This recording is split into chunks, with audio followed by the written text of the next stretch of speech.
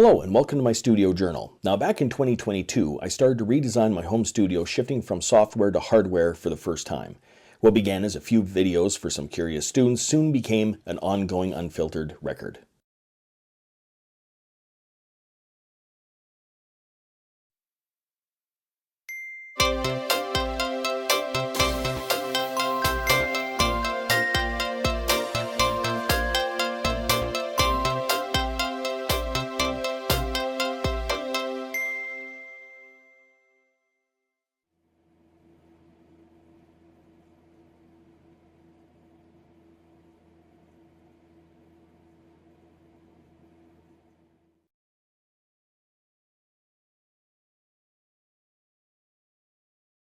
So I did hook up the DeepMind 12 with the TRS cables. I did network up the Machine Plus with the USB to Ethernet adapter and put it into the Wi-Fi router. Rock solid connection with the Machine Plus and with the Akai Force. So the idea was I was going to get Link to work on Machine Plus, the Akai Force. I was going to send program changes through the Akai Force to the Machine Plus, and the Machine Plus started doing all of these weird things. If it's just on Link by itself, no issues. If it's on Link but connected via USB to the Akai Force to send program changes, then I can't figure out what was going on. Just all sorts of stuff. You'd press play and it would count for 4 bars. You'd actually see the playhead start to move across the pattern or the scene that you're playing. It would start to play and then it would automatically rotate and play the first bar twice.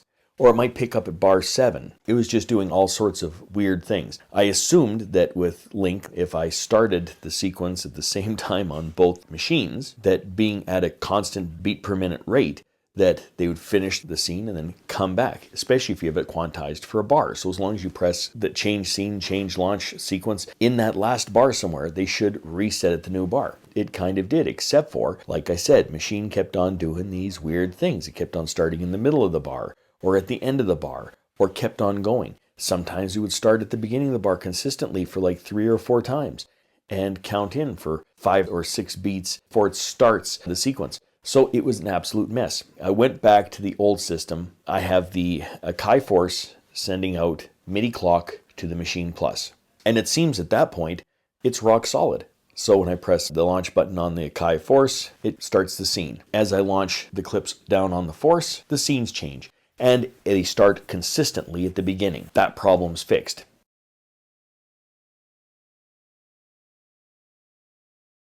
Once again, it's looking untidy and messy, so stage 1 is to maybe tidy this up a little bit.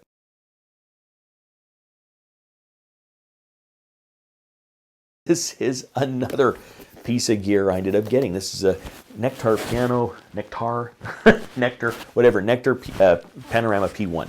Now, it's a controller. Now, it's meant for mixing and mastering and controlling software synths and all that. But once again, I never actually used it. I tried to use it. For me, it was overly complicated. But it turns out you can add secondary controls to the Akai Force. And so that's what I'm going to do. I'm going to hook this up. I've already tested it out. Yeah, I can map all sorts of controls, cutoffs, all that sort of stuff. But even better than that, I can also, apparently, I haven't tried it yet, but send signals from this out to the hardware synths, kind of like across the room. So that's even another benefit.